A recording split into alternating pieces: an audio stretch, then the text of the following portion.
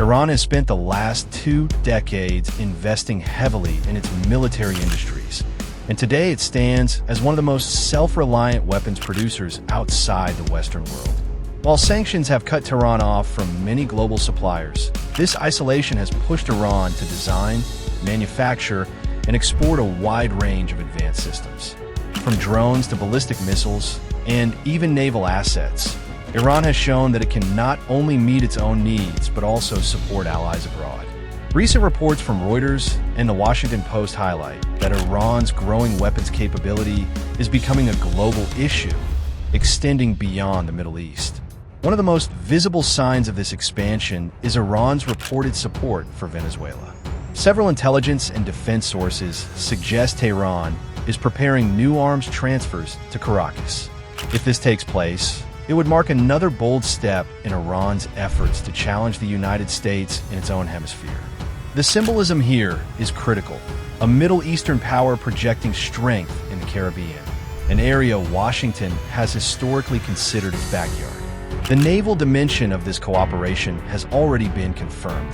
In mid-2023, Venezuelan state TV proudly displayed Iranian-made PACAP 3 fast attack boats during a naval event.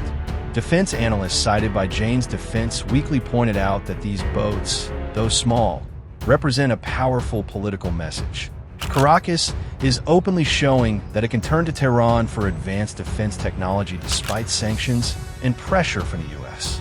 The PACAP 3, also called Zulfiqar by Iran, is more than just a boat.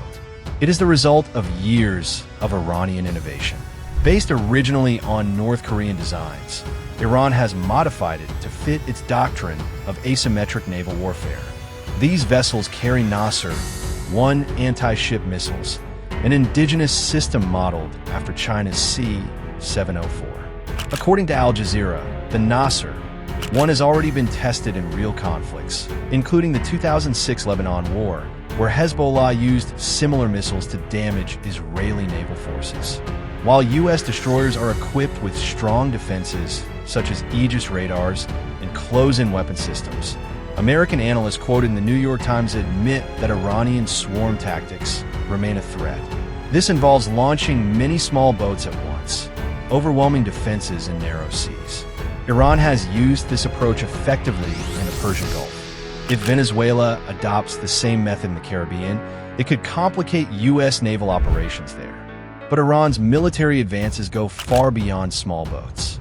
Tehran has become a world leader in drone production, exporting them to countries like Russia and providing them to groups across the Middle East. Equally important are its ballistic missile programs.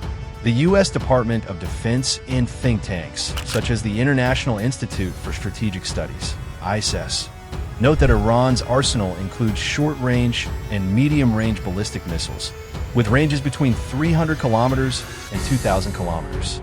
Some of these weapons, like the Shahab-3 and Karamshar, are seen as stepping stones toward intercontinental ballistic missile (ICBM) capabilities. Iran insists its missile program is defensive, but Western intelligence agencies disagree.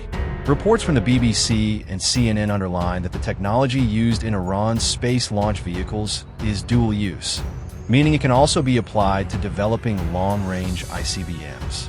If Iran masters this technology fully, it could gain the ability to strike not only Israel and U.S. bases in the Gulf, but also targets in Europe and potentially even parts of the American mainland. Sending arms to Venezuela, therefore, is not just about regional alliances. It is a way for Iran to showcase its progress and project influence across the globe. Foreign Policy magazine argues that Iran views Latin America as a stage for demonstrating that U.S. sanctions cannot isolate it. By arming Caracas, Tehran signals that it has reliable partners willing to stand with it in defiance of Washington. The journey of Iranian warships in 2021, when the Makran and Sahan sailed around Africa's Cape of Good Hope with military cargo, was a major turning point. Monitored by Reuters and BBC, the voyage showed that Iran could extend its naval reach thousands of miles from home despite sanctions.